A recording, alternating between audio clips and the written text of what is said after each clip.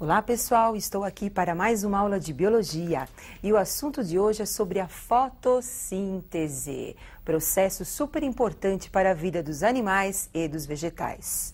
E a nossa pergunta inicial, acompanhe, como é que a fotossíntese interfere na produção do petróleo?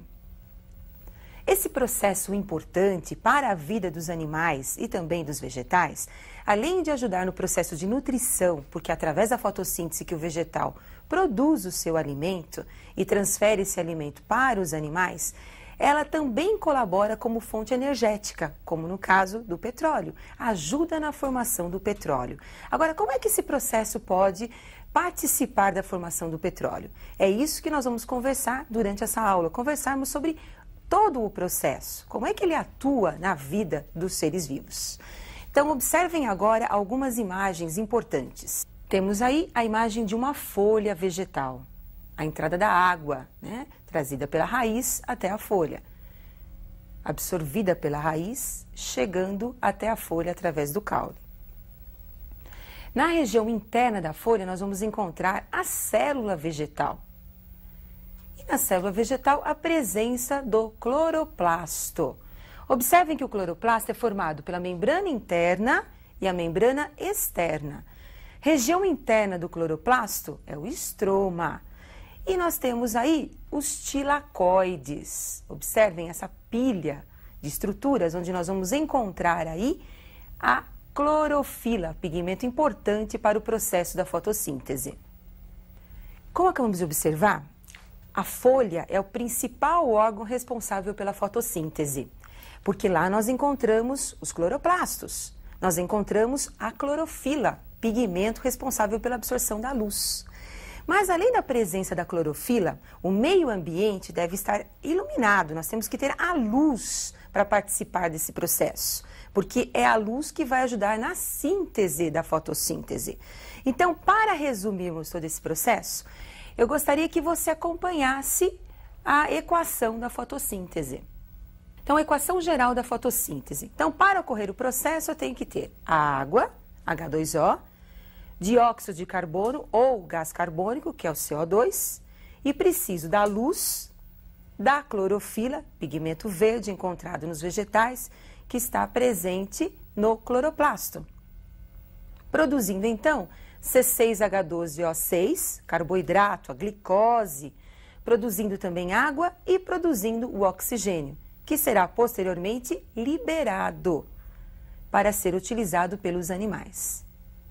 Então, como acabamos de observar, nós temos que ter luz, clorofila, para realizarmos o processo de síntese, de transformação da água, do dióxido de carbono, em glicose, em carboidrato, que é o alimento básico para os vegetais.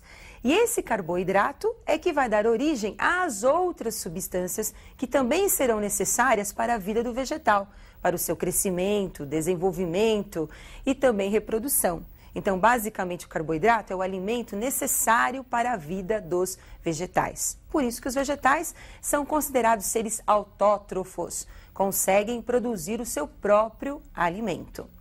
Agora, a fotossíntese é um processo amplo e para facilitar o entendimento desse processo, eu gostaria que vocês observassem as fases da fotossíntese. Então, nós temos aí o processo dividido em duas etapas.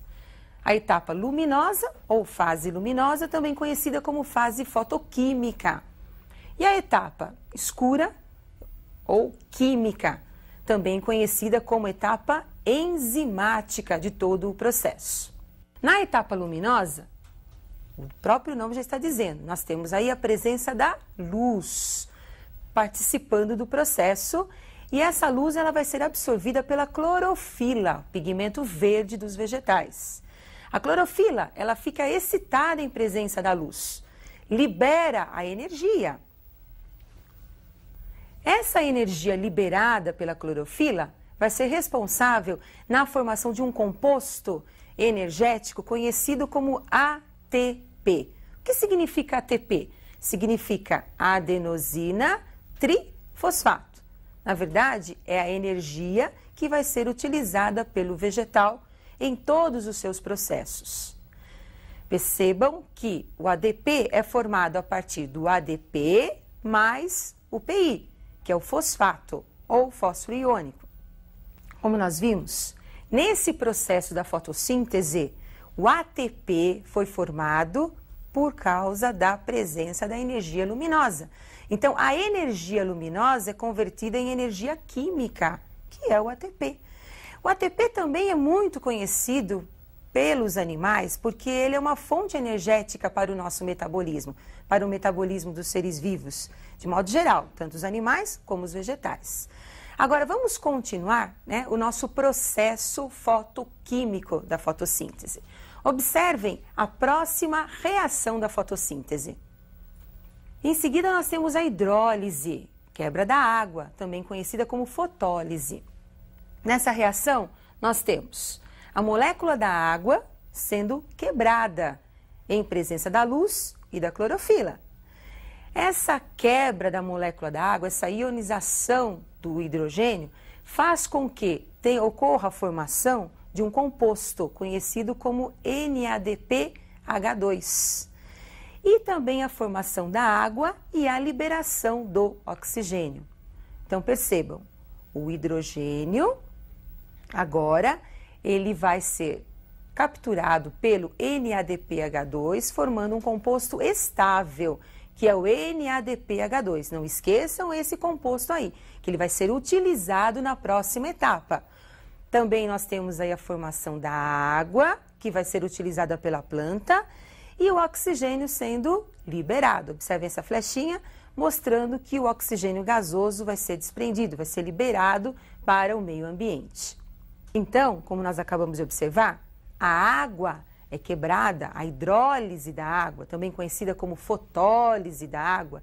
E na quebra da água, nós temos a liberação do oxigênio e nós temos a formação daquele composto importante, que é o NADPH2.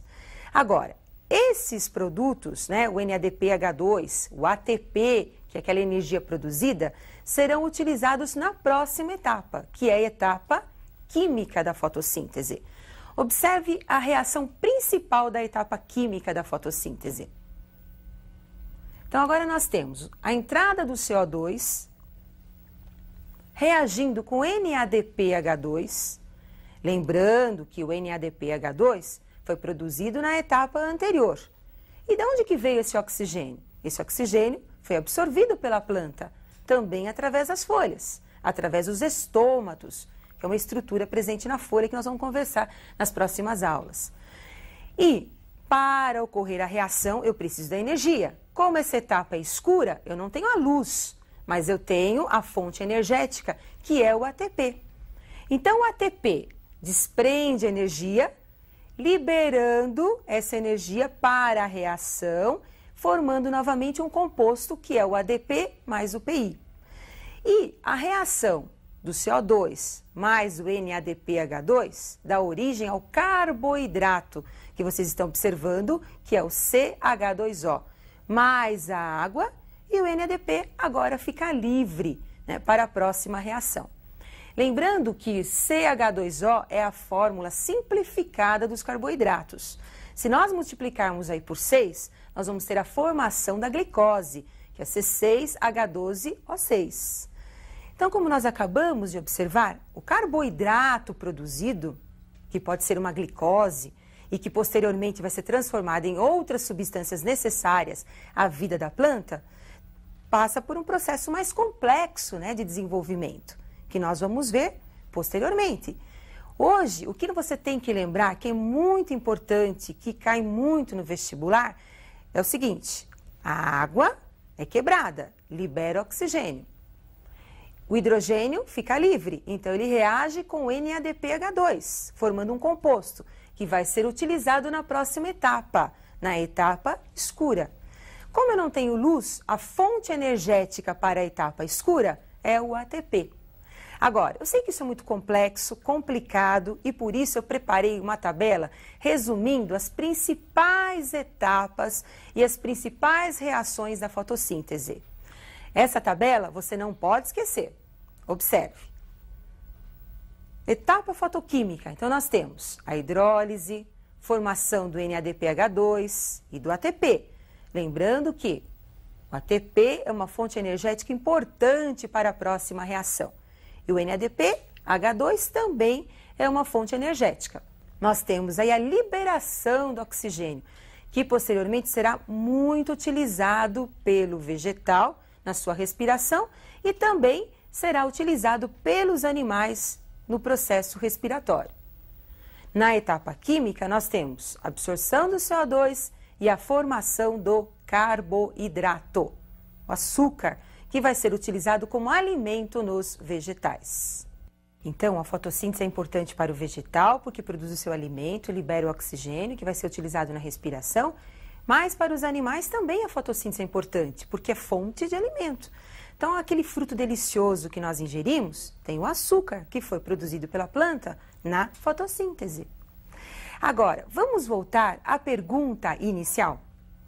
Como é que a fotossíntese interfere na produção do petróleo? Então, nós temos o CO2 atmosférico sendo transformado em matéria orgânica vegetal através da fotossíntese. Lembrando que o vegetal também libera CO2 através da respiração. A matéria orgânica vegetal serve de nutrição para o animal, então transformando aquele carbono em matéria orgânica animal. Com a morte do vegetal e a morte do animal, esses restos orgânicos dos animais e dos vegetais serão transformados. Os restos orgânicos vegetais e animais serão transformados através da decomposição em CO2 atmosférico pelos decompositores. E também serão transformados em combustíveis fósseis, que também através da combustão vai estar liberando o CO2 atmosférico. Então, aquele CO2 utilizado pela planta para produzir os compostos orgânicos vai ser transformado através do processo de decomposição em combustível fóssil, que é o petróleo que nós utilizamos tanto no nosso dia a dia. Muito bem. E eu aguardo vocês para a nossa próxima aula, pessoal. Até mais!